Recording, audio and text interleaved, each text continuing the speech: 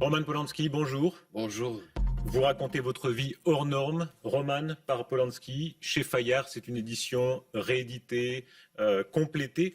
Commençons par la fin, comme on fait parfois dans les films, hein, le héros à la fin. Une image méconnue de vous, de père de famille, heureux, on peut dire ça, c'est le mot vous va. On peut le dire. Hein. Après toutes ces aventures, la mort de votre mère à Auschwitz, la mort de Sharon Tate, tant de drames, vous arrivez au bonheur à la fin. Heureusement que ça va dans cet ordre. Il y a une Ça aurait photo. pu être le contraire. Il y a une photo qu'on va rappeler. Il y a beaucoup de photos dans votre livre qui sont très belles. Parmi les plus touchantes, celle-ci, c'est vous et votre fils. Vous avez quoi, le même âge à peu près? Ça, oui, Hein? j'ai trouvé cette ressemblance, je l'ai collé ensemble, je l'ai accroché dans mon bureau. Oui, j'avais 3 ans, exactement. Quand on raconte votre enfance marquée par la guerre, marquée par tant de drames, une enfance volée, vous donnez une autre enfance à votre fils? Mais j'essaie en tout cas, je Hein? fais tout ce que je peux pour lui donner une autre enfance. Naturellement, c'est plus facile de nos jours. C'est pas l'image qu'on a communément de vous quand on voit toute votre vie. Et vous racontez dans les derniers chapitres à quel point langer un enfant, avoir un petit côté mère juive même, hein, vous êtes très paternel ou maternel comme on voudra, ça compte beaucoup. Mais on a ça en soi, vous voyez, c'est l'instinct qu'on a. Hmm. C'est humain, c'est rien de spécial. Vous savez, une chose est certaine, que celui qui n'a pas vécu cette expérience, les enfants, je veux dire, peut pas savoir ce que c'est parce qu'on peut pas le raconter, vous voyez. Mais ça dure depuis déjà longtemps, parce que je suis marié depuis 30 ans Hein. et je suis très heureux comme ça. Pour le moment, je ne veux pas que ça change. Tant de drames, tant de bonheur, il y a une logique ou c'est absurde? Bah, quelle est la logique de ça? Vous savez, comme disent les Français, c'est la vie. Ouais. Et elle varie selon le temps, selon l'individu. Et moi, c'était ça. Il y a dans votre livre un moment final, un des moments de la fin du livre qui est saisissant. Vous retournez en Pologne, je crois que c'est dans les années 80, et vous retournez voir la petite chaumière où vous étiez réfugié pendant la guerre, orphelin de mère. Alors tout a changé, les parents sont morts, etc. Et en même temps, vous vous souvenez l'énergie de vie que vous aviez à l'époque. Oui, c'était au moment où j'ai fui du ghetto de Cracovie. Je ne savais pas si mes parents étaient morts ou non, ils étaient pris par les Allemands. Après la guerre, j'ai appris que ma mère est morte à Auschwitz assez rapidement, directement du transport, tandis que mon père, il était à Mauthausen en Autriche. C'était un camp de concentration extrêmement dur dans une carrière. Mais lui, il a survécu à tout ça, il est rentré après la guerre. Mais dans cette chaumière, là, pendant la guerre, où j'ai vécu comme les gens, comme les enfants ont vécu dans le Moyen Âge, parce que, à mon avis, littéralement rien n'a changé dans la vie des paysans pendant des siècles. C'était dur, il y avait très peu à manger, mais c'était pas ça qui me faisait souffrir, c'est justement le manque de parents. Ce qui vous a sauvé, ça court tout le long du livre, c'est l'imagination. C'est très frappant du début à la fin. Le cinéma, la scène, voir la vie toujours un peu autrement qu'elle n'est, ça a été une liberté extraordinaire. Mais heureusement que j'avais ça, ou que Hein. que j'ai ça. Mais parfois ça me mettait put me in trouble, comme disent les Anglais, vous voyez. Mais aussi, ça m'a permis d'entreprendre des projets inimaginables si je me rendais compte de des difficultés que j'aurais pu avoir à faire, par exemple, certains films. J'aurais jamais entrepris si je n'avais pas cette imagination, mais je m'imaginais toujours vainqueur, toujours en haut, s'il s'agissait du sport ou de cinéma ou de théâtre, je me voyais toujours en vedette. C'est vraiment une vocation chez vous, hein. Il y a ce mot très beau de Pessoa qui dit la vie ne suffit pas. On a l'impression que la vie ne nous a jamais suffi. Il y a toujours eu cette autre vie, le cinéma, le théâtre, imaginer. Même dans les pires drames, tout à coup, la machine à imaginer fonctionne. En tout cas, la mienne, je sais que je Hein. fonctionne. Je ne sais pas comment ça fonctionne chez les autres. Je suis parfois surpris par le manque d'imagination de certains gens. Vous revenez de très loin, Roman Polanski, au propre et au figuré, la Pologne d'avant la guerre, le ghetto, le monde juif, tout un monde en partie englouti. On va rappeler quelques photos qui décrivent ce destin. Cracovie 1936, vous êtes avec vos parents, c'est vous là Il dans faudrait la dire chaise. que je suis né à Paris. Ouais. Et c'était juste après le retour de mes parents en Pologne. Mes parents étaient polonais, bien sûr. Et ça, c'est mes débuts de Cracovie, juste après le retour. Il y a votre mère, évidemment. Une des plus belles pages de votre livre, c'est celle où vous rappelez votre mère. Hein. Ah, vous vous rappelez, par exemple, le détail du renard, Oui. très exactement. Parce qu'il y avait il y avait deux renards, comme vous voyez, la gueule d'un autre tenait la queue de l'autre, Ouais. comme ça, vous voyez. D'ailleurs, je crois que ça se mettait comme ça. Bien sûr, comme un gosse qu'on voyait sur cette photo. Et ça me fascinait. La guerre vous a surpris à 6 ans, mais vous avez souvenir encore, vous dites, de sa voix, de sa manière d'être. Oui, bien sûr. Bien sûr. Ça m'a servi d'ailleurs parfois dans ce que je faisais, parce que dans un film, dans Chinatown, qui est situé à cette époque, des années juste avant la guerre, Faye Dunaway, je la voyais comme ma mère, j'essayais de refaire le style de cette époque en me souvenant de maquillage de ma mère. On enlevait les sourcils et on faisait une ligne là. On mettait beaucoup de rouge à lèvres en cupide. Vous voyez, comme ça. Elle était pleine de ressources et de fierté. J'aime me dire que j'ai hérité d'elle ma propre obstination et mon propre ressort. Je pense. Hein. Ressort, ça vous va bien. Ouais, ça, oui. Obstination, sans obstination, vous ne faites pas de cinéma, ça, Ouais. je peux vous assurer. Vous êtes un enfant de la guerre. Une photo qui est avant la guerre. Hein. Je crois que vous avez 3 ans, c'est vraiment le petit Roman enfant. Quel enfant vous étiez? Horrible. C'est-à-dire? Oui, mais ça veut dire que mes enfants avaient beaucoup de problèmes avec moi. J'étais têtu, Hein? j'étais un enfant gâté, quoi. Vraiment gâté. Et là, quand on est revenu en Pologne, justement, à Cracovie, ils essayaient de me mettre dans une... comment ça s'appelle avant l'école enfin, c'est Une crèche ou... hein, genre hein. de crèche, oui. Et j'étais viré tout de suite. Ouais. Ça, c'est la comédie toujours. Hein. Gâté, mais alors évidemment, la guerre va tout changer. C'est assez impressionnant quand on sait que vous êtes un des plus grands créateurs du cinéma de l'histoire. Vous revenez très loin aussi. Vous n'avez pas été à l'école, très très peu, quoi. Quelques jours.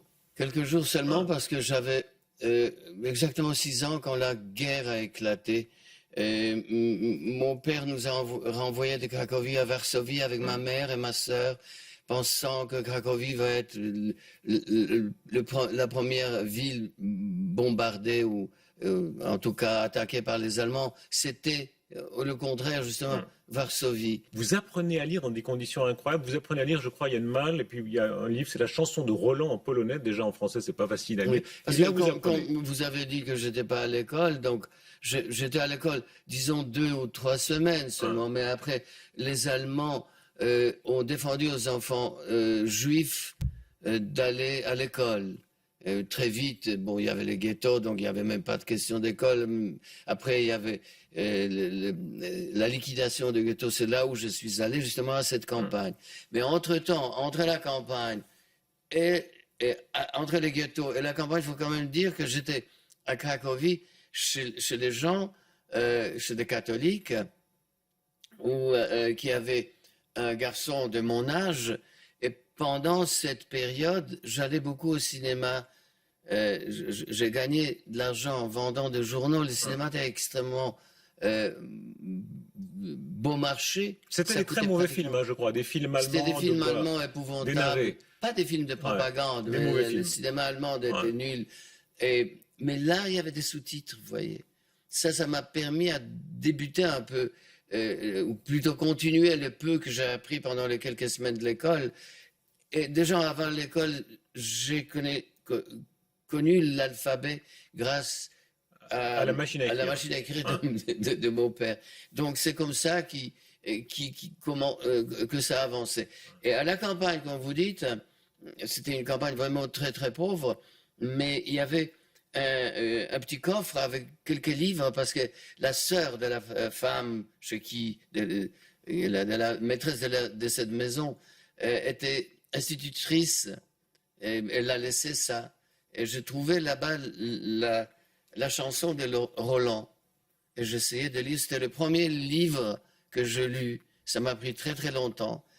C'était un polonais archaïque essayant de traduire le français archaïque. Donc il y avait beaucoup de mots que je ne comprenais pas. Mais je voudrais vous dire une chose pour m'excuser un peu. Je suis un très pourquoi très... Je m'excuse à tout le monde, pas seulement à vous. Et je suis un très très lent lecteur. C'est parce que, en fait, j'étais pas à l'école jusqu'à 12 ans de ma vie. Donc, il y a une éducation extrêmement importante d'enfants qui me manque et que j'ai jamais pu récupérer. La scène, c'est une vocation très ancienne. Il y a des moments dans le livre où vous revenez sur scène et vous dites le bonheur de sentir l'odeur de la poudre qu'on met sur le visage, se sentir sur scène. Tout ça, c'est extrêmement puissant. Vous avez été un tout jeune comédien. On oublie parfois ça. J'avais cette chance. Quelques images qui rappellent ça. Alors, c'est des films vraiment que plus personne ne voit. Ça, c'est quoi? C'est 1946, je crois, juste après la Oui, guerre. c'est ça, ça doit être ça. Qu'est-ce que vous jouez là? Et ça, c'était une pièce soviétique ou russe qui s'appelait Le Fils du Régiment, où le rôle principal était d'un gosse de 14 ans. J'avais exactement 14 ans là. Vous êtes un comédien très spécial. Vous dites, vous n'avez jamais eu le trac.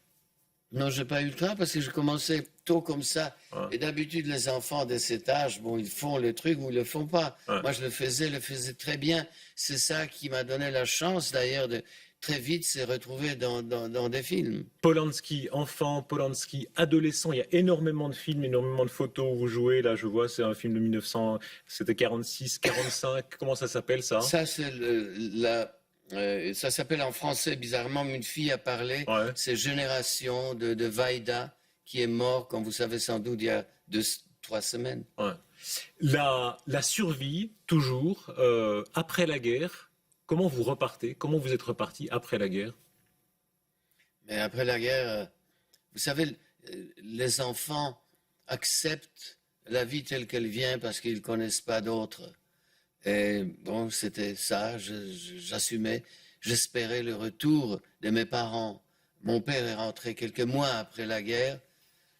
J'attendais ma mère, mais elle n'est jamais revenue et j'ai appris qu'elle était morte à Auschwitz, comme je vous ai dit tout à l'heure. Le cinéma, c'est des rencontres, c'est des femmes. Il y a beaucoup de femmes que vous avez connues avant ou après le cinéma. Elles sont très belles souvent. Barbara, c'est une des premières. Vous n'êtes pas mal non plus, hein? Vous avez joué Les Jeunes Premiers aussi. Oui, j'ai joué.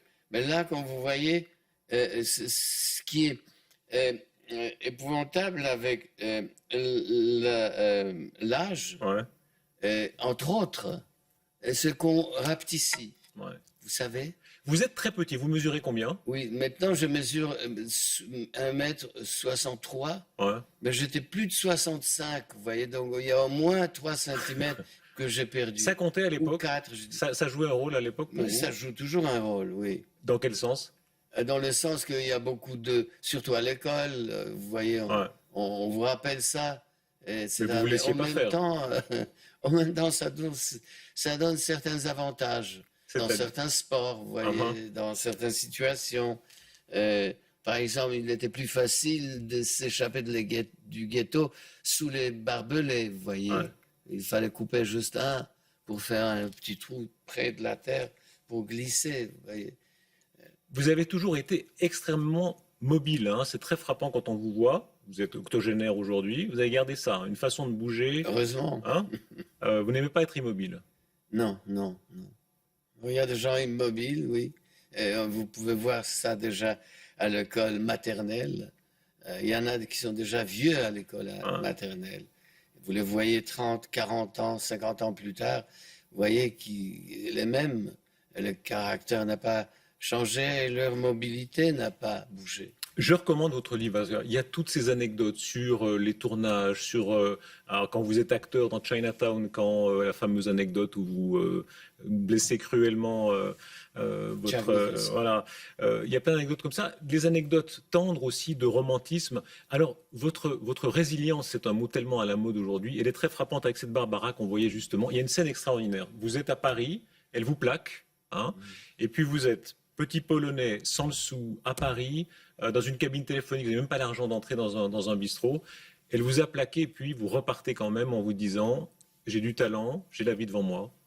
Oui, il y a un moment comme ça, souvent, quand la mesure dépasse ce qu'on peut contenir, qu'on se rend compte que vraiment on était peut-être trop fixé sur quelque chose ou sur quelqu'un et qu'on peut très bien vivre sans, même Hein. mieux peut-être, voyez, si on a les moyens, si on a des réserves.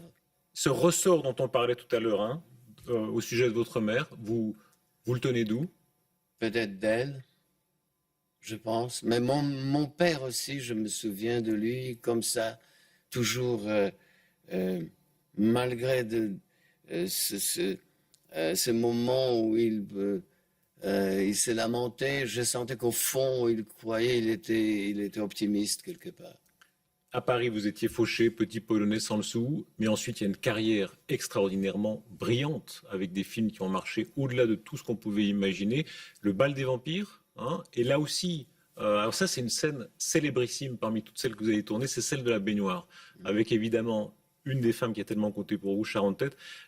La drôlerie et la tristesse, c'est toujours présent chez vous. Il y a une anecdote extraordinaire, hein. Je crois qu'elle avait un petit peu de moustache, un peu de duvet, et puis la MGM vous le reproche. Et qu'est-ce que vous leur répondez? C'était une lettre idiote dans laquelle il disait qu'il a remarqué c'est du fait, donc je lui ai répondu qu'il ne sait pas qu'elle risque de pousser aussi une paire de couilles. Ouais. Ça, c'est vous, hein. C'est vous tout entier. C'est-à-dire, c'est un film génial et c'est un très grand amour et en même temps, la blague est toujours présente. Oui, je pense que c'est essentiel, essentiel. Et d'ailleurs, c'est la vie. Vous voyez, même dans des situations les plus tristes, il y a toujours un élément d'humour, parfois inattendu. Enterrement, quelqu'un glisse dans la boue et s'éclate. Ouais. On peut pas se retenir de rire, vous On vous voyez. a comparé à Kafka, hein, votre art à celui de Kafka. Vous savez que Kafka, disait-on, hein, pensait que ses romans étaient drôles surtout. Vous avez eu ça souvent. Vos Oui, mais premiers films, vous en pensiez que ce serait Pologne, drôle. on apprécie ce côté humour de Kafka, Ouais. tandis, je ne sais pas, quand je suis venu en France, j'étais étonné par le fait que se représentait toujours extrêmement sérieux. Kafka n'est pas sérieux, Hum, Kafka est drôle. Tchekhov aussi, quand j'ai vu Uncle Vanya pour la première fois en France, j'étais stupéfait. Il joue ça comme une tragédie. hum. Ouais. C'est les histoires juives aussi, hein, tous ces mots yiddish comme Abror, quand on a ou quel malheur, mais en même temps, c'est le malheur qui fait Oui, rire. absolument.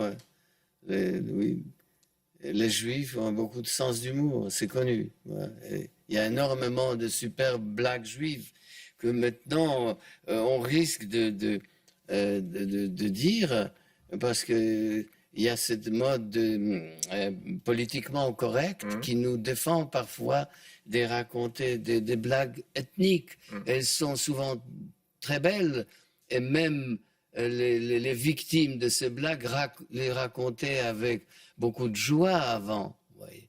On vit une époque d'une hypocrisie absolument étonnante.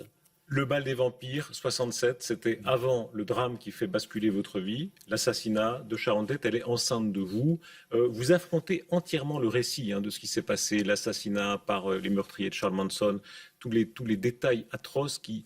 Ça a été vraiment une rupture totale dans votre existence. Bien sûr, bien sûr. D'autant plus qu'elle était enceinte de 8 mois et demi et avec elle, les trois de mes amis les plus proches étaient assassinés. Donc bien sûr, quelque chose comme ça, à cet âge, on vit ça différemment que quand on est enfant, vous voyez. Bizarrement, les enfants passent plus vite au-dessus. Il y a des pages vraiment très très fortes ensuite, très saisissantes quand vous dites la culpabilité de s'amuser. Vous avez traîné ensuite tant d'années, chaque fois que vous vous amusiez, vous disiez mais vous vous sentiez coupable. Oui, je me demande si c'est pas judaïque, Ouais. cette caractéristique, oui, de se sentir coupable quand il y a quelque chose, un malheur qui arrive autour de vous. Hein. L'optimisme que vous aviez, ce sens de l'espoir que vous aviez, il n'a jamais été complètement rattrapé après ça. Oui, je pense qu'il a, il a souffert beaucoup et je pense pas que je puisse le rattraper. C'est très frappant en vous lisant, jusque dans les détails. Vous parlez des enterrements. Chaque fois que vous parlez d'un enterrement, hein, Ah bon? oui, le détail physique pendant la cérémonie funèbre, vous pensez à la cicatrice sur le genou gauche de Sharon Tate, c'est un accident de ski. Et vous décrivez ça de manière vertigineuse en disant pendant toute la cérémonie funèbre, vous pensiez à ça. Oui, quand vous êtes à un Hein. enterrement et il y a cette boîte là devant vous, vous forcément pensez au corps qui est enfermé là-dedans.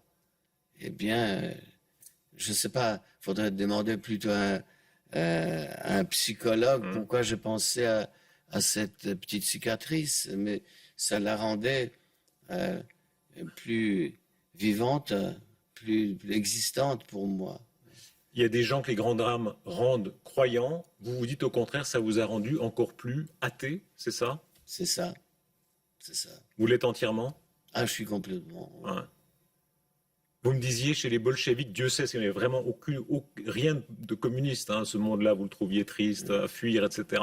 Mais vous aimiez bien ça chez eux, hein. L'athéisme, Ça, c'est c'était le côté sympa. c'est le côté positif de Ouais. cette époque. D'ailleurs, je pense que dans les années, disons, 50, 60, on disait, bon, finalement, on est libéré de la religion, bon, ça va doucement disparaître. Euh, Qu'est-ce qui se passe maintenant? C'est absolument hallucinant. Dans les grands traumatismes de votre vie, il y a l'intérêt de la presse, la curiosité publique.